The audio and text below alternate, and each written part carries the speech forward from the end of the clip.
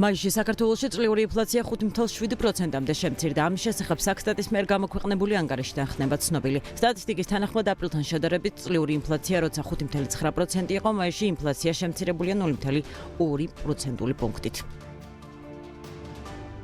საქართველოს ეკონომიკური ზრდის 2026 წლის პროგნოზი ევროპის რეკონსტრუქციისა და განვითარების ბანკმა 0.5% პუნქტით გაზარდა და ახლა ქვეყანაში მშპ+6%-იან მატებას ელოდება. საქართველოს მთავრობა საერთო ჯამში 751 მილიონი დოლარის ცეცხლს იღებს საქართველოს რკინიგზისთვის ახალი ლოკომოტივების მშენებლობის და კახეთში საგზაო ინფრასტრუქტურის განვითარებისთვის. აღნიშნული ცეცხლის მიღება დაგეგმილია მსოფლიო ბანკის, აზიის განვითარების ბანკის და აზიის ინფრასტრუქტურის საინვესტიციო ბანკისგან.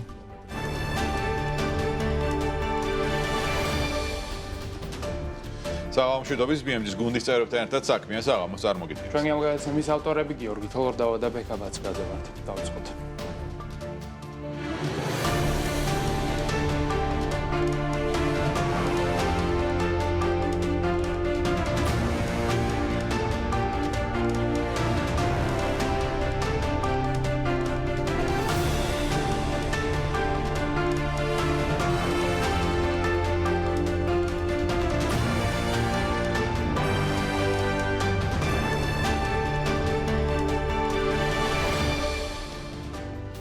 ამერიკელმა კონგრესმენმა ჯო უილსონმა, რომელიც წარმომადგენელთა პალატის საგარეო საქმეთა კომიტეტის წევრია, საქართველოს თავობაზე შეკითხვით მიმართა ამერიკის შეერთებული შტატების სახელმწიფო მდივან მარკო რუბიოს და დაინტერესდა თუ რა ზომები უნდა გატარდეს ქართული ოცნების ხელისუფლებასთან მიმართებით. უილსონმა აღნიშნა, რომ ირანის რეჟიმისა და ჩინეთის კომუნისტური პარტიის მიერ მხარდაჭერილი ქართული მთავრობა საფრთხეს უქმნის ამერიკის ინტერესებს რეგიონში და ირანს სანქციების გვერდის აუვლაში ეხმარება. საპასუხოდ სახელმწიფო მდივანმა მარკო რუბიომ განაცხადა, რომ ქართულმა მხარემ ბოლო დროს გამოხატა ურთიერთობების გაუმჯობესების სურვილი და მისივე თქმით, ამერიკამ უკვე დეტალურად განუმარტა თბილისის პარტნიორობის აღსადგენად საჭირო პირობები. ირანულმა სამთავრობო რეჟიმმა და ჩინეთის კომუნისტურმა პარტიამ მხარი დაუჭირეს ქართული ოცნების მთავრობას, რომელიც არალეგიტიმურია და საფრთხეს უქმნის ამერიკის ინტერესებს რეგიონში. საქართველოში ჩატარდა გაყალბებული არჩევნები, რის ფონზეც ისინი ხელს უწყობენ ისლამური რევოლუციის გულშახთა კორპუსს თეირანის წინააღმდეგ დაწესებული სანქციების გვერდისავლით. თქვენი აზრით რა ზომები უნდა გატარდეს იმ სწრაფად მზარდი რადიკალიზაციის აღსაკვეთად, რომელსაც ქართული ოცნების ხელისუფლება უწყობს ხელს საქართველოში?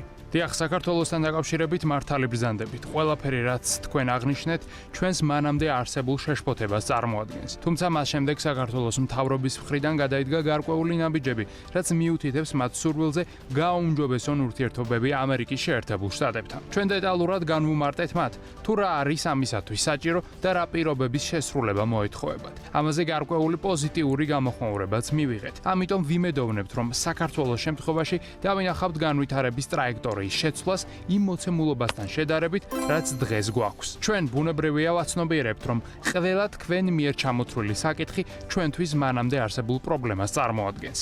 მათ მიერ დასმულ შეკითხვაზე, თუ რა არის საჭირო ამერიკასთან ურთიერთობების გასაუმჯობესებლად, ჩვენ მივაწოდეთ მათ შესაბამისი პასუხები. იმედია შევძლებთ ამ საფუძველზე პარტნიორობის გაგრძელებას და შევცვლით არა მხოლოდ საქართველოსთან ურთიერთობის დინამიკას, არამედ თავად მათ ქცევასაც.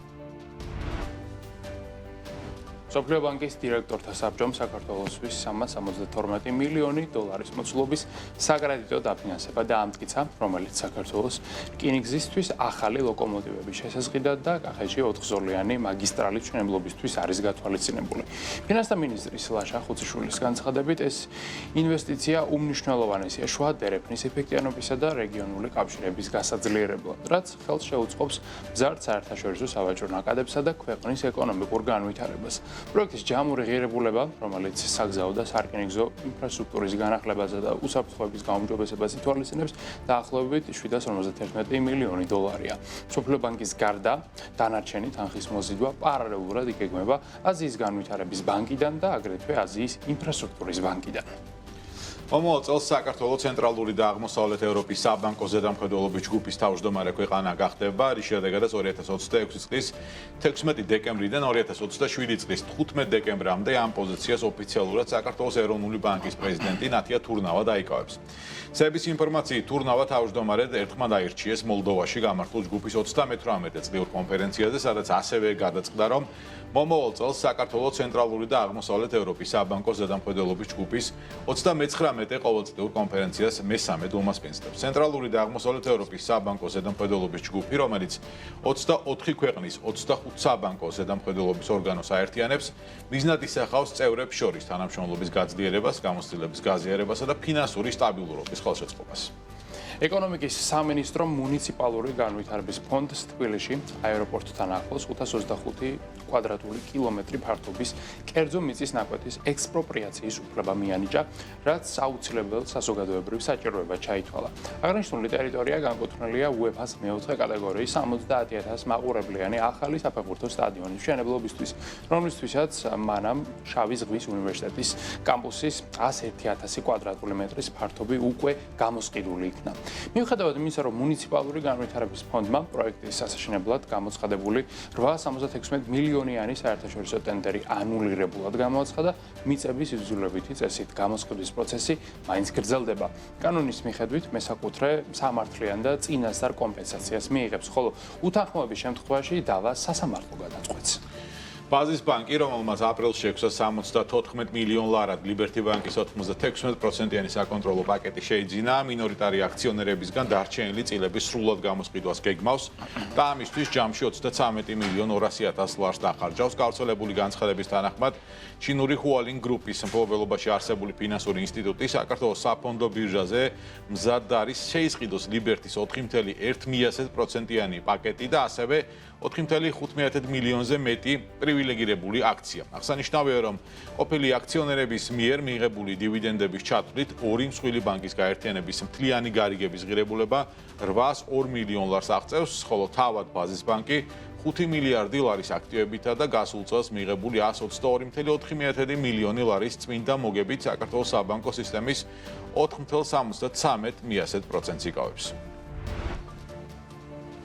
დროგადაცემა გავაგზავნოთ საფონდო ბაზრების მიმოხილვით. პირველ რიგში განული სავაჭრო სესია უნდა შევაჯამოთ, რომელიც კიდევ ერთხელ იყო რეკორდული, უკვე რიგით მე-11 კვირაა, რაც ამერიკული ბირჟა ახალ რეკორდებს ამყარებს. S&P 500-მაც, Dow Jones-მაც და Nasdaq-მაც მიაღწიეს ახალ მწვერვალებს, თუმცა დღეს ბაზარზე გვაქვს საპირისპირო ტენდენცია, რეალურად კორექციას ხედავთ, რაც პრინციპში არის დროული და მისასალმებელი, რადგანაც 11 კვირის განმავლობაში უწყვეტ ზრდა უბრალოდ აჩენს სპეკულაციური ბურსის ფორმირების შიშებს, ამიტომაც კორექციას ინვესტორები ელოდნენ და წესით და რიგით ის უკვე დადგა. ვისაუბროთ იმაზე, თუ რა ხდება ახალ ბირჟაზე, როგორც ხედავთ, S&P 500 არის შემცირებული 0,70%-ით, Dow Jones-თან გვაქვს -0,85%, Nasdaq-ის შემთხვევაში კი ვარდნის მაჩვენებელი არის საშუალოდ დაახლოებით 1%. ამ ყველაფერს მასე ჩვენ კომპანიებსაც შეგვიძლია თვალე გადავალოთ, როგორც ხედავთ, Nvidia 3%-ზე მეტი დაეცა, Apple-ს -2% აქვს, Microsoft-ის საერთოდ 4%-იან ვარდნას აჩვენებს, Amazon-ს -3% აქვს, TSMC 2% დაეცა და ჯამში განწყობა არის საკმაოდ ნეგატიური, რაც პრინციპში არის განპირობებული მარტივი მიზეზით, რომ ინვესტორთა ნაწილი, რომლებმაც ბოლო თვენახევრის 2 თვის განმავლობაში უბრალოდ რეკორდული შედეგები მიიღეს, ახლა უკვე თავიანთ მოგებას ანაღდებენ. ეს არის ძალიან ლოგიკური მოვლენა, ზოგადად საფონდო ბირჟა უწყვეტად ვერ იზრდება, მას პერიოდულად სჭირდება მარკეტ სელოფები და ახლა ვართ სწორედ ამ პერიოდში, ყოველ შემთხვევაში ამ წუთების მონაცემებით, რადგანაც ბაზრის დახურვამდე შეიძლება ვითარება კიდევ ერთხელ შეიცვალოს, ამას უკვე მივეჩვიეთ მიმდინარე წელს. ასევე საკმაოდ ნეგატიური განწყობა იყო ევროპაში, სადაც 600 მსხვილი კომპანიის საერთო კაპიტალიზაცია 0,67% დაეცა. რაც შეეხება აზიას, შანხაისთან +0,21 გვაქვს, ნიკაისთან კი +0,59%. იაპონური ინდექსი ავიდა საერთოდაც დღეს ახალ რეკორდულ მაქსიმუმზე. აქვე ჩვენ ნავთობზეც უნდა ვისაუბროთ, ზოგადად ამერიკა ირანის დაპირისპირების გამწვავების და ციხში მოლაპარაკებების ჩიხში შესვლის ფონზე გაზრდილი არის ნავთობის ღირებულება საშუალოდ 2%-ით, ბრენტის ფასი უკვე $98 უახლოვდება, ხოლო WTI-ის ფასი არის დაახლოებით $96, ასევე მოიმატა სხვადასხვა ბუნებრივი აირის ფასმა საშუალოდ 4%-ით და უკვე 50 ევროსაც კი უახლოვდება მეგავატ-საათი ენერგიის ღირებულება. ოქროსა და ვერცხლს რაც შეეხებათ, მათი ფასები შემცირებულია დღის განმავლობაში საშუალოდ 1.5%-ით, ოქროს შემთხვევაში ფასი არის $4,417, ვერცხლის შემთხვევაში კი $73 უნციაზე. აქვე ჩვენ კრიპტოსაც უნდა გადავალოთ თვალი, ბაზარზე კორექცია ისევ და ისევ გრძელდება, დღესაც უკვე ვიხილეთ -2% და ბიტკოინის ფასი დაეცა უკვე $65,700-მდე, -12% გვაქვს ერთ კვირაში, ეთერიუმი ჩამოვიდა $1,800-მდე, -11% აქ აჩვენებელი კაპიტალიზაცია 821 მილიარდია ეთერიუმთან, ბიტკოინთან კი $1,322 მილიარდი, საკმაოდ ნეგატიური განწყობა აქვთ ინვესტორებს ზოგადად კრიპტო ბაზრის მიმართ, თუმცა ვარდნა და კორექცია ყოველთვის წარმოშობს როგორც წესი კარგ საინვესტიციო შესაძლებლობებს და თუ კი გსურთ ამ შესაძლებლობებით ისარგებლოთ და ბიტკოინი ეთერიუმი ან სხვა ნებისმიერი აქტივი შედარებით ფასდაკლებით შეიძინოთ, შეგიძლიათ მიმართოთ CoinMania-ს, რომელიც არის ეროვნული ბანკის მიერ რეგულირებული და ლიცენზირებული კრიპტობირჟა. აქვე ჩვენ ლონდონშიც უნდა გადავიდეთ, სადაც ასევე საკმაოდ ნეგატიური განწყობა გვაქვს, როგორც ხედავთ, 2%-ით არის შემცირებული საქართველოს ბანკის აქციების შეფასება, TBC-სთანაც კორექცია გვაქვს -1.71% და ეროვნულ ვალუტას რაც შეეხება, მისი კურსი დოლართან მიმართებით არის 2.66, ევროსთან არის 3.9, ხოლო სტერლინგის კურსი არის 3.58. უბრალოდ აი ესეთი ვითარებადი განწყობა გვაქვს ჩვენ ამ წუთებში გლობალურ საფონდო ბირჟებზე, საქმე საღამოს კი ვაგრძელებთ ისევ და ისევ საფონდო ბირჟების თემატიკით. გლობალური ფინანსური სამყარო საკმაოდ დინამიკური და ცვალებადია, თუმცა წამყვან პოზიციებს კვლავაც ნიუ-იორკი ინარჩუნებს, სადაც პლანეტის ორი უმსხვილესი საფონდო ბირჟა NYSE და NASDAQ-ია ბაზირებული. საფონდო ბირჟების საბაზრო კაპიტალიზაცია ზოგადად საუკეთესო ინდიკატორია იმისა, თუ სად არის კონცენტრირებული საინვესტიციო კაპიტალი და რომელი რეგიონები მართავენ გლობალურ ეკონომიკას. ტექნოლოგიური სექტორის ბუმისა და წამყვანი კომპანიების სწრაფი ზრდის ფონზე 2026 წლის მონაცემებით მსოფლიოს უმსხვილესი საფონდო ბირჟების რეიტინგი სწორედ აი ასე გამოიყურება. ჩვენი რეიტინგი უნდა დავიწყოთ, რა თქმა უნდა, პლანეტის ყველაზე მნიშვნელოვანი და დინამიკური ბაზრით, რომელიც არის NASDAQ-ის საფონდო ბაზარი. NASDAQ-ი არის ამერიკული წამყვანი ბირჟა, რომელიც აერთიანებს ტექნოლოგიურ კომპანიებს, ამას ყველა მსხვილ კომპანიას, იქნება ეს Nvidia, Apple, Google, Microsoft, Meta, Broadcom თუ სხვა ნებისმიერი, რომელიც გახსენდებათ NASDAQ-ის საბაზრო კაპიტალიზაცია ჯამური ამჟამად არის $36 ტრილიონ მეტი და ის რა თქმა უნდა არის პირველ ადგილზე მსოფლიოში. შესაძლოა NASDAQ-ი არც პირველი ბირჟა იყო და არც ამერიკის უმსხვილესი ბირჟა იყო უახლოეს წლებამდე ამ პოზიციას იკავებდა ნიუ-იორკის Stock Exchange-ი, თუმცა ბოლო პერიოდში ტექ კომპანიების აღმასვლის ფონზე NASDAQ-იც მიიწევს წინ და წინ. თავად ეს ბირჟა სათავეს იღებს 1971 წლიდან, ის იყო პირველი ელექტრონული ბირჟა, ანუ NASDAQ-ზე 71 წელს ხორციელდებოდა ტრანზაქციები ელექტრონული სისტემით, რაც მაშინ იყო პლანეტაზე უბრალოდ რევოლუციური ეს ის პერიოდი, როდესაც ადამიანები პირდაპირ ფურცლებით დარბოდნენ და აქციებს ყიდულობდნენ კონტრაქტზე ხელის მოწერით. ეს ეპოქა პრინციპში NASDAQ-მა დაასრულა. აქვე ისიც უნდა ვთქვათ, რომ ძალიან კარგი და საინტერესო წესი აქვს NASDAQ-ის ბირჟას. თუ კი კომპანიის აქციის შეფასება $1 ჩამოწდება, ის ავტომატურად გაძევებული იქნება NASDAQ-ის ბირჟიდან, რადგანაც ამ ბირჟის ადმინისტრატორები ფიქრობენ, რომ კომპანია, რომელიც არის ჩამოსული ფენის სტოკების კატეგორიაში, მისი ადგილი ამ ელიტარულ კლუბში არ არის, მაგრამ შეიძლება ის კომპანია მაინც იყოს რიგით მეორე ბირჟაზე, რომელიც ასევე ნიუ-იორკში არის ბაზირებული. NYSE, ნიუ-იორკის საფონდო ბირჟა. ფაქტობრივად ამერიკასთან ერთად დაბადებული ბირჟა, რომელიც 1792 წელს 24-მა ბროკერმა შექმნა და დღეს ფაქტობრივად ერთ-ერთი ყველაზე დიდი სიმბოლოა ამერიკული კორპორატიული და კორპორაციული სიძლიერისა. როგორც ხედავთ, მისი საერთო კაპიტალიზაცია 31 ტრილიონს აღწევს და აქ წარმოდგენილია ფაქტობრივად ყველა სხვა მნიშვნელოვანი კომპანია, რომელიც NASDAQ-ზე არ არის წარმოდგენილი. ეს ბირჟა აერთიანებს ყველა იმ გიგანტს, რომელიც ამერიკას ამოძრავებდა მრავალი წლის ფაქტობრივად საუკუნეების განმავლობაში და ამ მოძრაობებს კიდევ სხვათა შორის საუკუნე ვახსენეთ და გასული საუკუნის დასაწყისში 1914 წელს ის გაჩერდა. სწორედ ომის გამო 4.5 თვით ამან რა გავლენა იქონია ამერიკაზე. ამას დიდი ახსნა არ ჭირდება, ეს იყო ძალიან რთული მონაკვეთი ამერიკის ისტორიისთვის, მაგრამ ერთი საინტერესო ფაქტი, რაც უნდა იცოდეთ, არის ის, რომ 1939 წლამდე ამ ბირჟაზე თავისუფლად იყო შესაძლებელი ინსაიდერულად ვაჭრობა, რაც დღევანდელი მოცემულობით არის კატეგორიულად აკრძალული და ძალიან მარტივად რომ მაგიხსნათ, რას ნიშნავს ინსაიდერული ვაჭრობა. ეს არის კონკრეტული კორპორაციების წარმომადგენლების მიერ სარგებლობა იმით, რომ იციან ის ინფორმაცია, რაც არ შეიძლება იცოდეს ნებისმიერმა სხვა რიგითმა ინვესტორმა და ამით ფულის კეთება. ეს 1934 წლამდე ფასიანი ქაღალდების დეპარტამენტის შექმნამდე სრულიად დაშვებული იყო და ამის გამო ალბათ ძალიან დიდი სარგებელი ნახა იმ ძალიან ბევრმა ადამიანმა, ვინც იხეირა, თუმცა საბედნიეროდ NYSE-ზე ეს ტრადიცია დასრულებულია, სამაგიეროდ ძალიან საინტერესო ტრადიცია, რომელიც დღემდე არის დარჩენილი არის და შენარჩუნებული არის ის, რომ დღემდე ზარი ყოველი სესიის გახსნისას ჩვეულებრივად ირეკება, როგორც ეს ხდებოდა ძალიან დიდი ხნის წინ. ხო, ზარი სხვათა შორის ირეკება შანხაის საფონდო ბირჟაზეც, რომელიც არის ჩვენს რეიტინგში წარმოდგენილი მესამე ადგილზე და ამ ჩინურ ბირჟას უბრალოდ ის გამოერჩევს, რომ აქ მთავარი მოთამაშე არის სახელმწიფო და არა ინვესტორები. ამას ის მარტივი მიზეზი აქვს, რომ ზოგადად ჩინური კომპანიების უდიდესი ნაწილი არის სახელმწიფოსთან კავშირში, მათი უმეტესობა არის პირდაპირ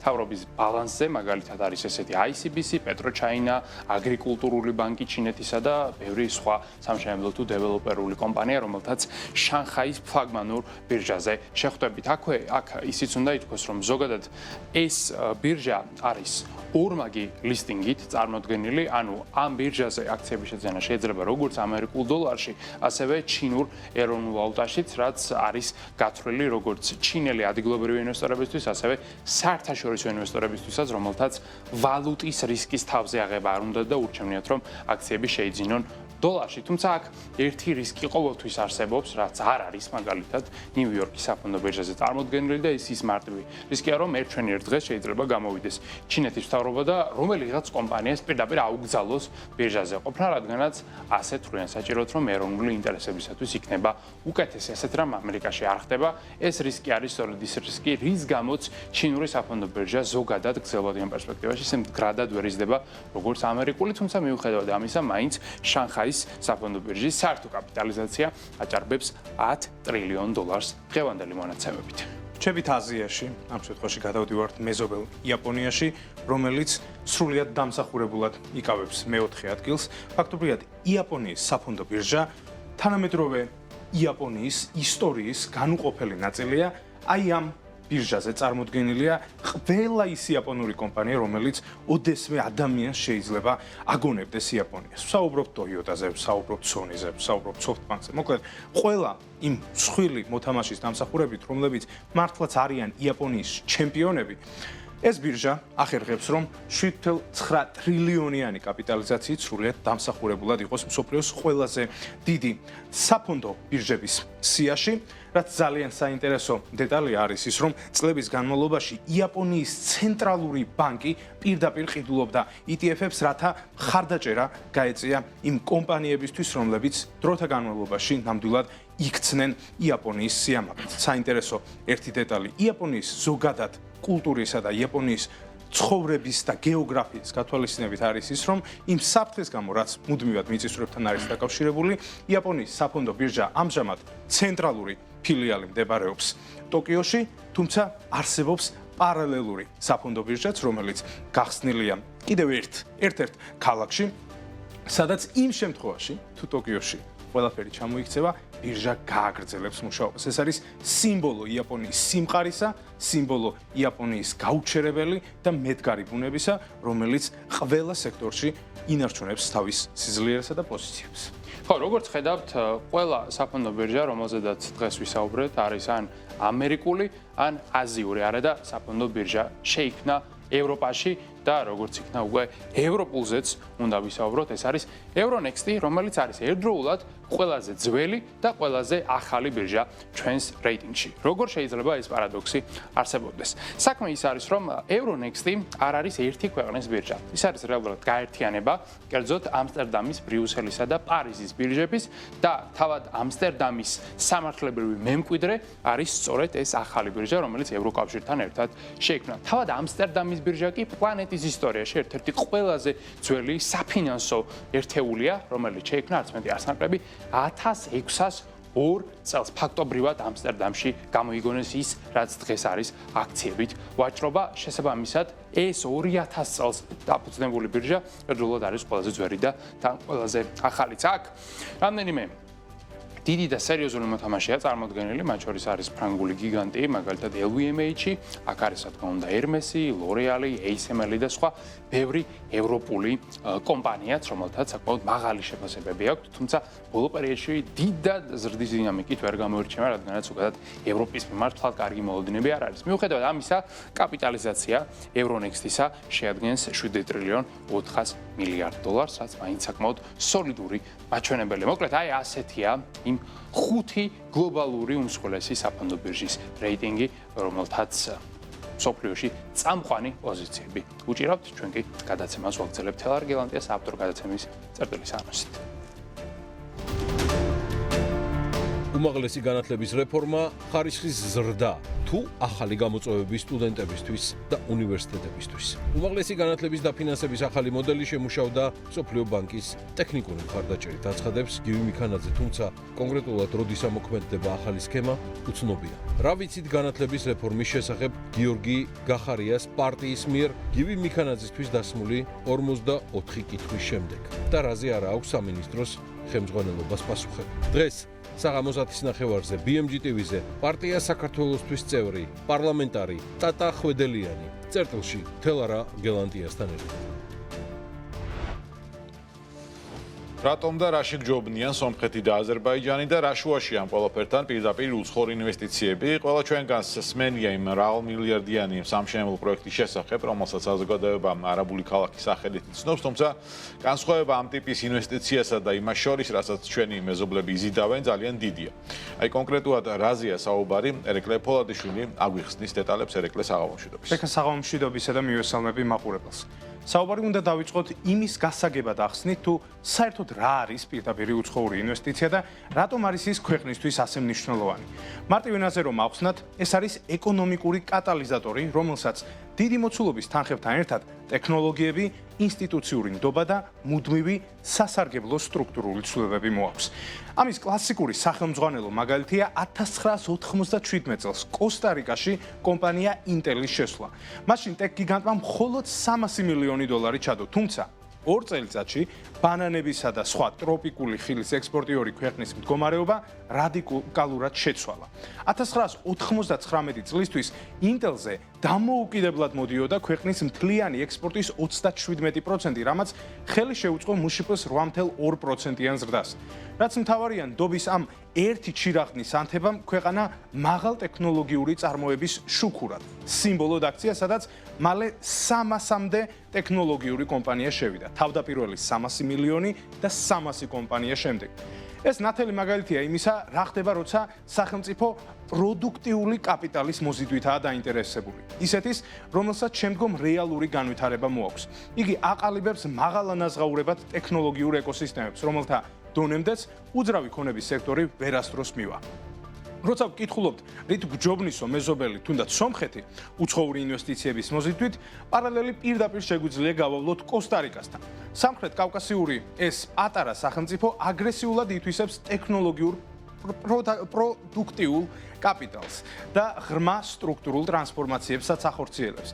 კერძოდ, სულ რაღაც 2 დღის წინ 120 მილიონიანი პირდაპირ ინვესტიციით სოფელ გაგარინში გაიხსნა არც მეტი არც ნაკლები AI ქარხანა, რომელიც 11-8 AI-მა ააგო. სოფლიოს უმსხვილეს ტექ გიგანტ NVIDIA-ს პარტნიორმა, რომლის დამსახურებითაც საწარმო NVIDIA-ს მოწინავე Blackwell-ის გრაფიკულ პროცესორებზე მუშაობს.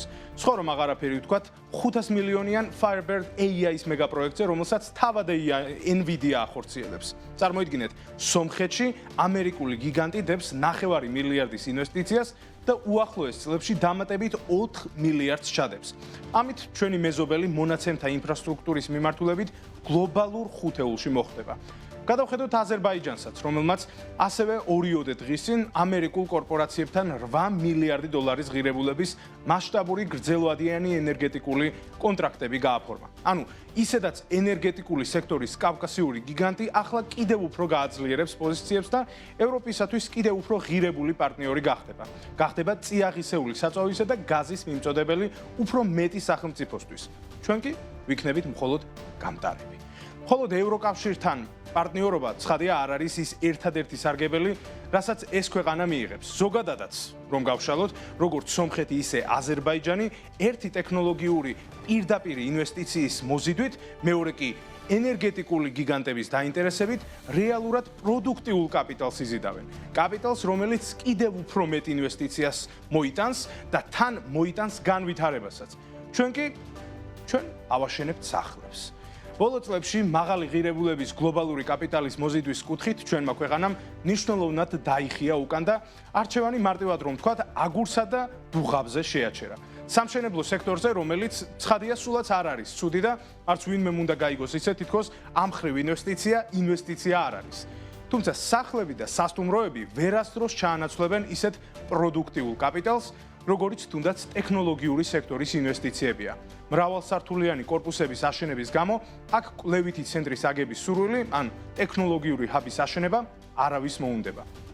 ეკონომიკური მდგრადობის განმამტკიცებელი კრიტიკული კავშირების ჩამოყალიბების ნაცვლად ქვეყანა იზოლირებული მდიდრული კედლების აშენებით კმაყოფილდება. ისე საქართველოს აქვს რესურსი არსებულ გამოწვევებს გაუმკლავდეს და კავკასიაში თავისი სიტყვაც თქვას. ამის ინსტრუმენტი ყველა ჩვენგანისთვის კარგად ცნობილი ანაკლიის პორტია. პორტი, რომელიც თავისუფლად შეიძლება იქცეს ჩვენს AI ცენტრად, ჩვენს გაზად და ნავთობად. მის განვითარებას ეს აქტივი ნამდვილი პროდუქტიული კაპიტალის მოზიდვის ცენტრად შეუძლია აქციოს. უბრალოდ საჭიროა მოქმედება. მოქმედების ბერკეტები კი რიგით მოქალაქეების ხელთ ახლა ნამდვილად არ არის. მსოფლიო ამბებს წარმოგიდგენთ Global Auto Import. საქმე საღამოს მსოფლიოში განვითარებული მოვლენებით განვაგრძობდა და დაიწყოთ ამერიკის შეერთებული შტატების განცხადებით, უпростоად განცხადებით, რომელიც მან New York Post-თან გააკეთა და თქვა, რომ დონალდ ტრამპი აღნიშნავს, რომ ირანმა საბოლოოდ და ოფიციალურად თქვა უარი ბირთვული იარაღის შექმნაზე სამუდამოდ. თუმცა ირანს არასდროს უთქვამს ასევე ოფიციალურად, რომ ბირთვული იარაღს ქმნიდა და ასევე ამ თემასთან დაკავშირებით ოფიციალურად ნათქვამი აქვს, რომ ბირთვული იარაღის შექმნაზე აქვს უარი ნათქვამი. ანუ ეს რაღაცა ახალი განცხადება არ ყოფილა, თუმცა პრეზიდენტმა იქვე დასძინა, რომ შეიძლება თეირანმა პოზიცია შეიცვალოს. თეთრი სახლის ლიდერის თქმით, მიუხედავად ამერიკის შეერთებული შტატების წარმატებისა, ქვეყანა ირანს ბირთვული იარაღის მოპოვების უფლებას ვერ მისცემდა. აღნიშნული პირობის მიღება კი მოლაპარაკებების უმთავრესი საკითხი იყო, მოლაპარაკებების, რომელიც როგორც ვიცით, სამხრივად შეჩერებულია, ყოველ შემთხვევაში ჩიხში შესული და ამასთან დაკავშირებით არაერთგვაროვანი ინფორმაცია ბოლო დღეებში ვრცელდებოდა აქტიურად. ირანის საგარეო საქმეთა სამინისტრო ამ განცხადებას არ გამოხმაურებია, უკომენტარო დატოვეს, თუმცა CNBC-სთან ინტერვიუში კი არა და პრივატულ საუბარში, ასე ვთქვათ, წყარომ, რომელიც ირანის მაღალჩინოსანია ერთ-ერთი, ტრამპის განცხადებას უწოდა შეცდომაში შემყვანი და როგორც აღნიშნე, თქვა, რომ თეირანის ბირთვული პროგრამა ყოველთვის მშვიდობიან ხასიათს ატარებდა და ქვეყანას ბირთვული იარაღის შექმნა ისედაც არ სურდა. არსებული ინფორმაციით, ასევე ამერიკის შეერთებული შტატების სახელმწიფო მდივანმა მარკო რუბიომ სენატის საგარეო ურთიერთობათა კომიტეტს აცნობა, რომ ოფიციალური თეირანი მზად არის ბირთვული პროგრამის გარკვეულ ასპექტებზე მოლაპარაკებები აწარმოოს, რაზედაც ქვეყნის ხელმძღვანელობა წარსულში უარს აცხადებდა. რუბიოს თქმით, ეს დიალოგი მხარეებს შორის ამ დრომდე გრძელდება, თუმცა ირანული სახელმწიფო მედია ავრცელებს ინფორმაციას, რომ თეირანმა ვაშინგტონთან ყოველგვარი დიალოგის რეჟიმი შეწყვიტა და შეატყობინა კიდევაც მედიატორ მხარეს, შუამავალ მხარეს, რომ დიალოგი აღარ შედგება, რადგან ამერიკის შეერთებული შტატების მოთხოვნები არის რადიკალური, ეს მოთხოვნები არ შერბილდება, ირანს მათთან საუბარი არ სურს. ამასთან დაკავშირებით პროგნოზების გაკეთება ყველაზე უმადური საქმე გახდა ბოლო პერიოდში, ამიტომ მინდა შემოვიფარგლო მხოლოდ ამ ინფორმაციით, რომელიც აი ესე მშრალად არსებობს, აქეთ ტრამპის განცხადება, აქეთ CNBC-ს გავრცელებული განცხადება იმასთან დაკავშირებით, რომ ირანი არც არასოდეს ქმნიდა ბირთვულ იარაღს და შეცდომა შეყავს დონალდ ტრამპს საზოგადოება. ეკა შენ რაც ახსენე, აბსოლუტურად ყველაფერი არის ურთიერთგამომრიცხავი და წინააღმდეგობრივი. ერთ მხარეს გვაქვს ირანი, რომელიც მზად არის რომ არ შექმნას ბირთვული იარაღი, მაგრამ თან ამბობს რომ ბირთვული იარაღს არ ქმნიდა. მეორე მხარეს გვაქვს ინფორმაცია რომ მხარები შეთანხმდნენ, მაგრამ ასევე გვაქვს ინფორმაცია რომ მხარები აღარ საუბრობენ და ამას ემატება კიდევ ერთი აბსოლუტურად წინააღმდეგობრივი ინფორმაცია ის რომ გუშინ წინ და იმის წინ მხარები ერთმანეთს ცეცხლს უხსნიდნენ, მაგალითად ირანმა ქუვეითსა და ბაჰრეინზე განახორციელდა სარაკეტო შეტევები, დიდად არაფერი დაზიანებულა, ერთი აეროპორტის მისასვლელი დაზიანდა და ეს იყო მთავარი შეფერხება, რადგანაც რაკეტების უმეტესობა იქნა ჩაჭერილი ამერიკის მხრიდან, შესაბამისად ამას დიდად არ გამოუტანია შედეგი ირანული მხარისათვის და ასევე ირანმა მიიღო საპასუხო დარტყმაც ამერიკის მხრიდან, საკმაოდ ლიმიტირებული ქემშის კუნძულზე განხორციელდა ეს დარტყმა არ არის რაღაც სულ მასშტაბიან ომზე აქ საუბარი. მთელი ეს სიახლეები, რაზედაც ახლა საუბრობთ, რეალურად არის ერთმანეთის საპირისპირო. როგორ შეიძლება მხარები საუბრობდნენ მშვიდობაზე, როდესაც ისინი ყოველღამე საჩუქრად რაკეტებსა და დრონებს უგზავნიან. ან როგორ შეიძლება მხარებს ჰქონდეთ უკვე შეთანხმება ლამის გაფორმებული, მაგრამ ამ შეთანხმების გაფორმების წინ რაღაცა საბოტაჟს იწყებენ და ერთმანეთის წინააღმდეგ ასეთ ნაბიჯებს დგამენ. ასევე ეს ყველაფერი მიუთითებს იმაზე, რომ ირანს არ ყავს ერთი კონკრეტული ხელისუფალი. აი ეს არის აქ მთელი პრობლემის თავი და ბოლო, რადგანაც IRGC რას განახორციელებს და რას აკეთებს, როგორც ხვდები მე პირადად, არ არის არასდროს შეთანხმებული ირანის რეალურ მომლაპარაკებებთან, მაგალითად საგარეო საქმეთა მინისტრთან, პრეზიდენტთან და რასაც პრეზიდენტი იტყვის ტრამპთან, შემდეგ ის უკვე არ არის შეთანხმებული თავად ირანის არმიასთან და ამიტომაც გვაქვს რაღაცნაირად ინფორმაციული აცდენა და დისონანსი, რადგანაც როგორც ამას ადასტურებენ პრინციპში დაზვერვის წყაროებიც და ასევე მედიებიც, ირანში არის ძალიან დიდი ძალთა გადანაწილებისთვის ბრძოლა გაჩაღებული, რადგანაც აიათოლას სიკვდილის შემდეგ გაჩნდა ძალაუფლების ვაკუუმი მისმა შვილმა ვერ შეავსო ეს ვაკუუმი რაღაცნაირად კი შეავსო, მაგრამ თან ვერ შეავსო. თანამდებობრივად შეავსო. თანამდებობა დაიკავა უბრალოდ, მაგრამ ხედავთ რომ ძალაუფლებისათვის მიმდინარეობს შიდა ბრძოლა და ამიტომ არის ძალიან რთული ამ კონფლიქტის გადაჭრა. ამერიკამ რომც გააფორმოს ხვალ შეთანხმება მაგალითად ირანის პრეზიდენტთან, ზეგ შეიძლება გამოვიდეს არ გუშაკთა კორპუსის გენერალი და თქვას ვიწყებთ ომს. და პრეზიდენტს არანაირი ჯამში ვთქვათ ამერიკის შეერთებული შტატების მხრიდან გავრცელებულ ინფორმაციებს ცალკე ირანიდან გამოსულ ინფორმაციებს ცალკე შეიძლება ამ ორ ცალკე ინფორმაციას შორის რაღაც ლოგიკა დაიჭირო, მაგრამ თუ საერთო სურათს შეხედავ, აბსოლუტურად ალოგიკური პროცესი ვითარდება, რომელზე პროგნოზი გაკეთება კი არა, მოლოდინების შექმნა ძალიან რთულია, ხო, რეალურად ეხლა სამხედრო იერიშების განახლებაზე საუბარი, მოლაპარაკებებზე, მაგიდასთან დასახლებიან. მეზობლების დაბომბვაზე. რაღაცა მეზობელს დაავალებენ, რომ ამერიკის შეერთებული შტატები წერილი გადაეციო, ნუ ისეთი პროცესია რა, წარმოუდგენლად რთული და შეიძლება 5 წლის მერე, შეიძლება 5 თვის მერეც ვიღაცამ რაღაც ლოგიკური დასკვნები გამოიტანოს და რაღაცა გასაჯაროდ დღევანდელი მოცემულობით ძალიან რთულია რაღაც შეფასება, მით უმეტეს ჩვენც ვახსენეთ, რომ ეხლა მსოფლიოს ჩემპიონატი მოდის, მართლა რეალურად ეს პროცესი მნიშვნელოვანია, რადგან ირანის ნაკრებიც მსოფლიოს ჩემპიონატის მონაწილეა და როგორ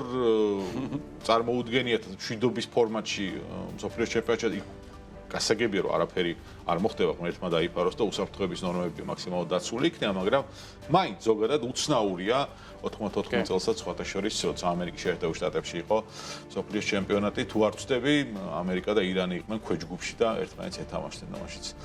დაძაბული ამბები იყო. მოკლედ რომ გავაგზავნოთ დღეს 3 ივნისის დილის საათებში უკრაინამ რუსეთის ლენინგრადის ოლქში, სანქტ-პეტერბურგის ნავთობ ტერმინალზე დრონებით იერიში მიიტანა, რაც დაემთხვა ქალაქში დაგეგმილი 2026 წლის საერთაშორისო ეკონომიკური ფორუმის გახსნას, რომელიც სიმბოლური იყო. ბატონო ვლადიმერ პუტინი მასპინძლობდა ადგილობრივებმა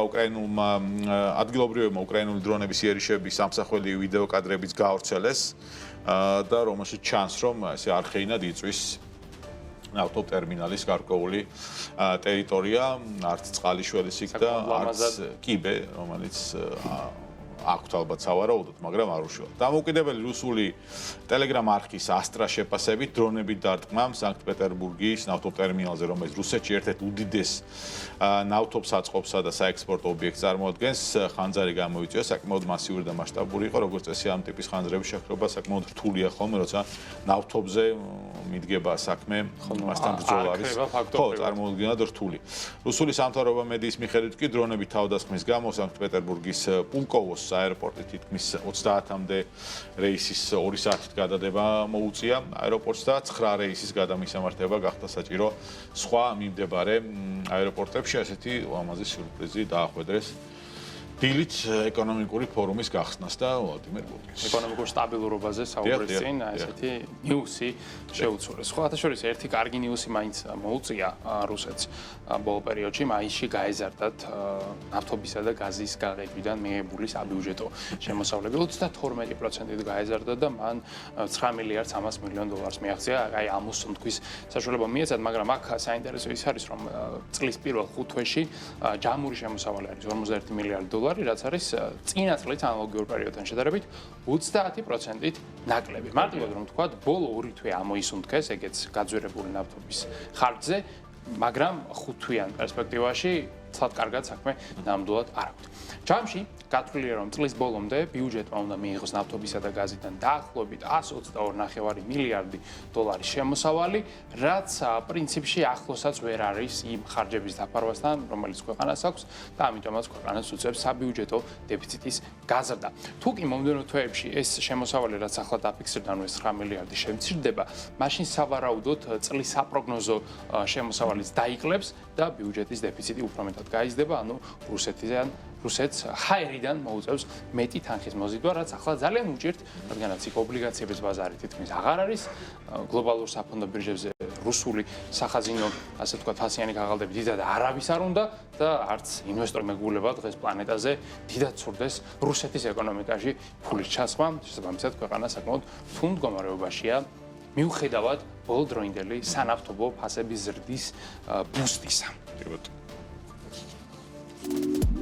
მსოფლიო ამბებს წარმოგიდგენთ Global Auto Import.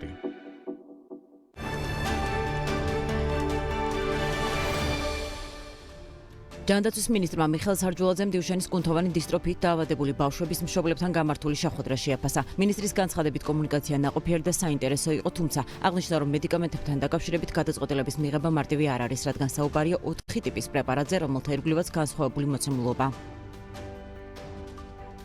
დაზღვევის სახელმწიფო ზედამხედველობის სამსახურის ინფორმაციით 2026 წლის პირველ კვარტალში სადაზღვევო კომპანიების მიერ მოზიდულმა პრემიამ პირდაპირ და დაზღვევის საქმიანობიდან 521 მილიონი ლარი შეადგინა. 2025 წლის შესაბამის პერიოდთან შედარებით პრემიის მოცულობა 15%-ით არის გაზრდილი. განათლების მინისტრის მოადგილეზვიად გაბისონი აცხადებს, რომ საჯარო სკოლების მეორედან მე-6 კლასის მოსწავლეებს სასკოლო ფორმები მიმდინარე წლის ბოლოს ნოემბერ-დეკემბერში გადაეცემათ. ამის შესახებ მან BMG-ის კითხვის საპასუხოდ განაცხადა. ვსაუბრობთ იმაზე, თუ რა ხდება გლობალურ ბიზნესში და დღეს ჩვენს ფოკუსში არის Microsoft-ი, რომელსაც ტექნოლოგიური კონფერენცია ჰქონდა, სადაც Microsoft-მა წარადგინა ახალი ტექნოლოგიური ხელსაწყოები, Windows-ის განახლება და ახალი AI ავტოპილოტი, რომელსაც დაემატა ძალიან კარგი ფუნქცია, ეს არის ინტეგრაცია OpenClaw-თან, რაც იმას ნიშნავს, რომ Windows-ზე ახლა უკვე ზედმეტი წვალების გარეშე იქნება შესაძლებელი AI აგენტების გაშვება, რომლებიც სხვადასხვა დავალებებს შეასრულებენ, დარწმუნებული ვარ, დეველოპერებს ეს სიახლე განსაკუთრებით გაუხარდებათ. ასევე ბევრი სიახლე იყო Microsoft-ის მხრიდან NVIDIA-ს RTX Spark-თან ინტეგრაციის ნაწილში, NVIDIA მოგხსენება CPU-ების ბაზარზე შესვლა გადაწყვიტა და ახალი სუპერ მძლავრი ჩიპის წარადგინა და იქაც სრული მხარდაჭერა ექნება NVIDIA-ს და ასევე ყველაზე მაგარი სიახლე, რაც მე პირადად არც კი მეგონა რომ შეიძლება 2026 წელს გვენახა, ეს არის ახალი ინოვაციური კვანტური ჩიპი Majorana 2, რომელიც წარმოადგინა სატია ნადელა მას ხელში ეჭირა. ძალიან პატარა ზომის, აი დაახლოებით ამხელა ჩიპია, რომელსაც უკვე შეუძლია თამამად თქვას, რომ პლანეტაზე ყველა კომპიუტერზე ჯამურად უფრო მძლავრია ეგ ერთი ჩიპი, ვიდრე ყველა კომპიუტერი ერთად. ეს არის ულტრა თანამედროვე ტექნოლოგია, კიუბიტების ტექნოლოგიას ეფუძნება იგი და თითოეული კიუბიტი სიცოცხლის უნარით რაიონობა 1 მილიწამიდან გაზარდეს 20 წამამდე, ანუ qubit-ის 1 სუპერპოზიცია სივრცით გამოთვლებში შეიძლება იყოს 20 წამამდე გახანგრძლივებული, რაც მარტივად რომ ვთქვათ, იმას ნიშნავს, რომ ყველაზე რთული, უკიდურესად რთული განტოლებებისა და ამოცანების ამოხსნას შეუძლია ახლა უკვე ამ უახლესი თაობის კვანტურ ჩიპს. ბევრის ალბათ და რამდენიმე პარალელურ რეჟიმში შეუძლია მას გამოსვლა qubit-ების კვანტური ტექნოლოგიის მთელი დანიშნულება ის არის, რომ აი მაგალითად თუ გვინდა ლაბირინთიდან ვიპოვოთ გამოსასვლელი ჩვეულებრივი კომპიუტერი, რაც უნდა მძლავრი იყოს ის, სათითაოდ გატესტავს ყველა მიმართულებას და რომელიც გავა, ეგ იქნება გამარჯვებული და კვანტური კომპიუტერი საერთოდ ყველა ვერსიას ერთდროულად განეხილავს, რაღაცნაირად დოქტორ სტრეინჯის ასე ვთქვათ ალტერნატივა, ყველა ვერსიას ერთად გარი კასპაროვის შანსი არ ექნებოდა. არა, გარი კასპაროვი კვანტურ კომპიუტერს ვერასოდეს მოუგებდა. საერთოდ კვანტურ კომპიუტერს ვერაფერი მოუგებდა და აქ ისიც უნდა ითქვას, რომ ეს ტექნოლოგია უკვე კომერციულად ხელმისაწვდომი უნდა გახდეს 2029 წლისთვის, აღარ მოგვიწევს 10 წელი ლოდინი 2029 წელს. მალე მოვა და კვანტურ გამოთვლებთანაც გვექნება მალე შეხება. მარსი რა არის? მთვარეზე ბაზაც გვექნება და ყველაფერი გაგვიჩენს. ხო, ტექნოლოგიურ გიგანტ მეტასაც აქვს სიახლეები კორპორაციული ხელოვნური ინტელექტის ბაზარზე პოზიციების გამყარებისთვის იბრძვის, რა თქმა უნდა, მეტაც და ახალი ციფრული ასისტენტი წარადგინა, რომელიც კომპანიებს ყოველდღიური ოპერაციების შესრულებაში დაეხმარებათ.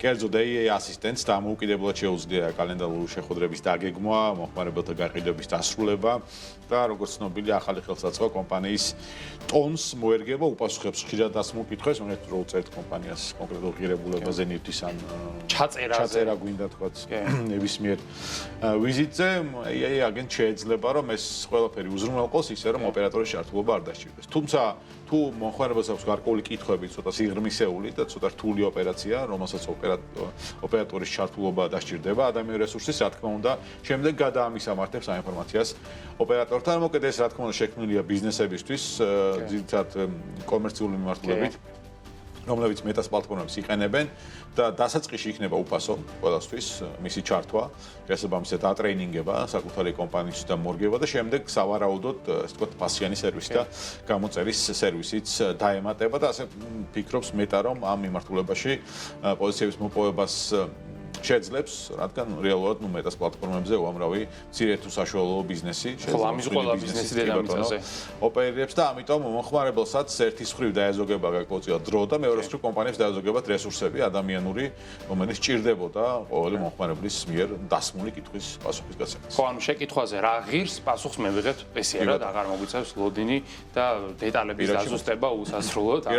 პირადში მოგწერეთ, აღარ იქნება ესე ჯერ პირდაპირ მოგწერს პირადში. აი, მოგწერს სხვადასხვა AI-ის მიმართულებით კარგი შედეგები აქვს ChatGPT-ის, რომელიც ცოტა მიგვავიწყდა Gemini-ის დომინაციის ფონზე, მაგრამ მაინც იზრდება. ხო, Anthropic-ზე და Gemini-ს ვლაპარაკობ სულ, მაგრამ ChatGPT-იც იზრდება და უკვე ყავს მას მილიარდი აქტიური მომხმარებელი. უმოკლეს დროში მიაღწია რეალურად ამ აპლიკაციამ ამ მაჩვენებელს. მას უფრო მეტი მომხმარებელი ყავს და უფრო სწრაფად შეძლო მან ამ მომხმარებლების დაგროვა, ვიდრე ეს მოახერხეს მაგალითად TikTok-მა, Instagram-მა და YouTube-მა თავის დროზე, რადგანაც მათ რამდენიმე წელიწადი დასჭირდათ. ხო, ნუ YouTube ცოტა სხვანაირი პლატფორმაა და ChatGPT-მა ეს გაცილებით სწრაფად შეძლო. მატების ტენდენციალა მის ყველა სეგმენტში შეინიშნება, ზოგან 60%-ია მატება, ზოგან 640% გააჩნია, რა თქმა უნდა. სეგმენტზე რა ვსაუბრობთ, მაგრამ ერთი აქ ნიუანსი ის არის, რომ ამ მილიარდი მომხმარებლიდან რეალურად ფასიანი მომხმარებელი, ანუ პრო იუზერი არის შედარებით ნაკლები, ვიდრე ეს არის Anthropic-ის შემთხვევაში, ამიტომაც არის რომ Anthropic-ს უფრო მაღალია ახლა. კი, კომერციულად უფრო გამართლებული პროდუქტი აქვს და ამიტომაც არის Anthropic-ის კაპიტალიზაცია ასეთ მაღალი, მაგრამ ChatGPT-ის ის ფაქტი, რომ მილიარდი მომხმარებელი ყავს, ძალიან დიდ პოტენციალს აძლევს, არის შეუძლიათ რეკლამები გაყიდონ, შეუძლიათ სხვა დანიშნულებით გამოიყენონ ის, მაგალითად YouTube საერთოდ უფასო პლატფორმაა, მაგრამ Google-ისთვის წერს მრავალი მილიარდი შემოსავალს, თავად Google-ის უფასოა, მაგრამ ამის ყველაზე მაღალ შემოსავლიანი კომპანია Google. ამის ფონზე, ამიტომ კომერციალიზაცია არ გაუჭირდება თუ მომდებათ. მაგრამ ისე აგრესიულად არ იწყებენ კომერციალიზაციას, რაღაც ალაგ-ალაგ არის რეკლამები, მაგრამ ეს რეკლამები ალბათ უფრო მეტად აგრესიულად იქნება პლატფორმების კომერციული წარმატების საიდუმლო მხოლოდ გამოწერა არ არის. ეს არ არის Netflix-ი, რომელიც დამოკიდებულია ხო იმაზე, რომ გამოწერების რაოდენობა ავდეს მაღალი, თუმცა ის სათავსებს რა თქმა უნდა რეკლამებს და იღებს აქედან შემოსავალს, მაგრამ Google-თან შედარებით Netflix არ შეუძლია იმ შემოსავლის დაგენერება, მიუხედავად იმისა, რომ Google არის უფასო და ალბათ OpenAI-ც ამ გზას გაყვება, მით უმეტეს ChatGPT-ის იმ დოზის ინფორმაცია აქვს ზოგადად ციფრული ინფორმაცია საკე ღირებულება აქვს დღევანდელ სამყაროში ინფორმაციას და მონაცემებს უკვე იმდენად გავუზიარეთ იმდენი რამე მოუყევით ChatGPT-ს რომ მას ის აუცილებლად გამოიყენებს რეკლამირებისთვის სისულელე მაგრამ აი რაღაცაში გამოიყენებს საქმე ისაა დღეს ამით დასრულებულია მადლობა ყურადღებისთვის ყოველ შემთხვევაში